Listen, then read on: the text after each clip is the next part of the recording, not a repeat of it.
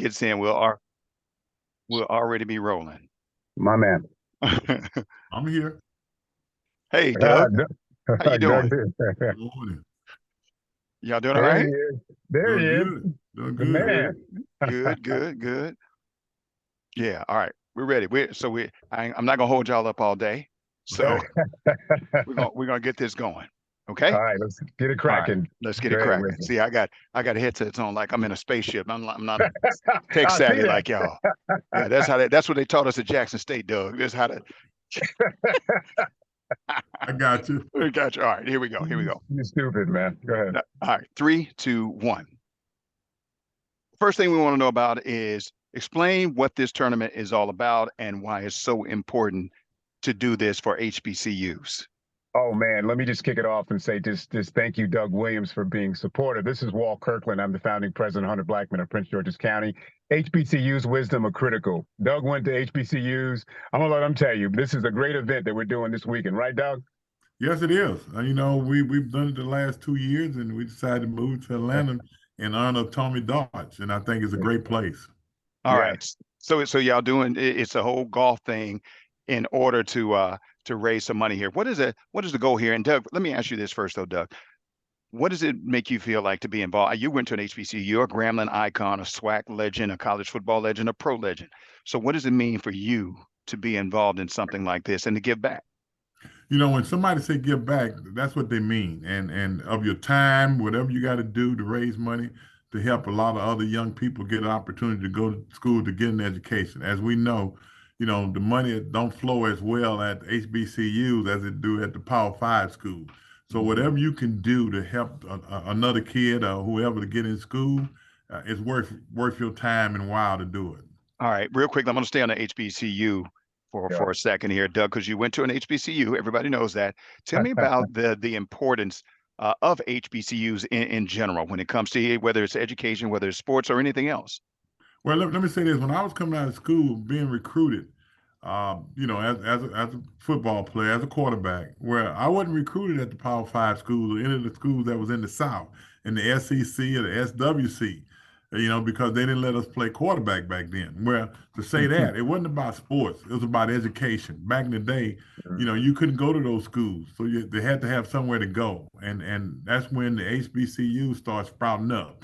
And even to this day, you don't expect every kid to go to a Power Five school. So when they go to HBCU, it's a lot better situation for them because they're dealing with somebody who care about them and want them to get what everybody else gets in America.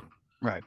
Walter, how important is it for you to keep this going where you can raise money for these students, and what kind of impact have you seen so far? Well, Wisdom, believe it or not, we've raised $250,000 the last several years, and this year we're giving another $50,000 thanks to the likes of Doug Williams and other folks. But it's so significant because I think we sleep on HBCUs. Look at Deion Sanders, look at Doug Williams. So this is so critical, and I really think we got to keep this thing going. So again, we're really excited. We're going to continue this thing, and the PGA gave us 25,000. Coca-Cola's given us 50,000. And 100 Blackmen, as you know, Wisdom, it's the biggest mentoring organization in the world. We have 110 chapters across the country. All right, Walter, who else is going to be at this tournament? You got some big names. Not that it gets any bigger than Doug Williams, because that's pretty big. That's like the Mount Rushmore right there. Who else is coming to this tournament? Well, we got Ricky Sanders, Doug threw some touchdowns to Ricky Sanders. We got Mel Blount. He's a good guy, good friend of Doug. We got Dominique Wilkins. Was it a human highlight reel? Wisdom? Yeah, that's right. Dunk like I used to dunk back in the day. We got who else? We got Jerome Bettis. We got Kevin Willis. To name a few, Vernon Maxwell. You know Vernon Maxwell, Wisdom. Yep, 3-point shooter. Yeah. Yes. And this every single day we're getting more people coming out. So that's the likes we have coming down to the Atlanta area this weekend on Monday at Flat Creek Country Club. All right.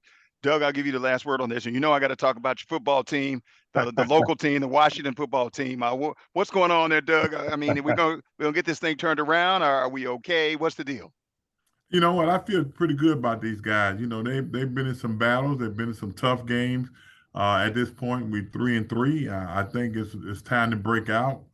Sam Howell has had some up and down game, but you can see the fact that he is maturing. I think once we get to the point that we're getting rid of some sacks, I think the defense is going to come to life. And at the end of the day, I think we'll be in it.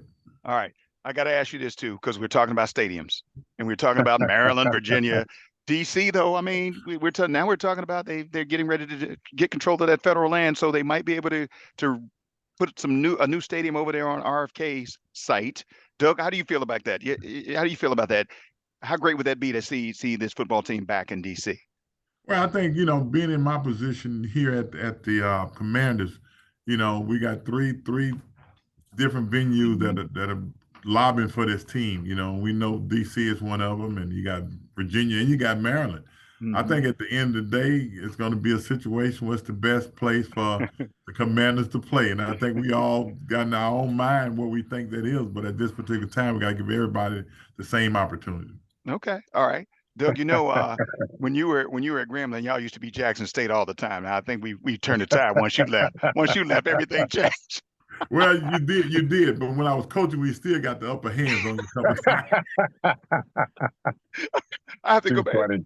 Look, I have to go back and look at the records. I don't know if I buy that. I don't know, No, it's all good. Well, Walter, anything else you want to say about this tournament? About the I want to here? say, go to 100blackmen.org, 100blackmen.org for more information. We need players and registrants, so check it out. It's a great weekend. VIP, whole nine. Kids, Morehouse is going to be there in the house. Doug, there'll be some kids playing for Morehouse. So, yeah, we hope to see you this week in Atlanta, man, October 23rd. All right, Doug, you got anything else you want to add? Anything at all? You talk football, you can talk about this, anything. No, I'm just glad that the team here is doing well, and now letting everybody know about the 100 Black Men's Tournament, what it's all about, and what it does to help other people. All right, Doug, you a great golfer? Golf is my handicap. Hey, Wisdom. He got some new PXGs last year. He got into the game. I saw him hit the ball. Okay, all right. I can hit the ball too, Walter. It just won't go. It won't go where I want it to go. That's the problem. It's a matter of seeing it after you hit it. Exactly, and finding it after it lands. So Wisdom, we're gonna take you to Top Golf with Doug. We're gonna hit some balls with you, man. Come on, man. Top Golf. I'm better than that. No.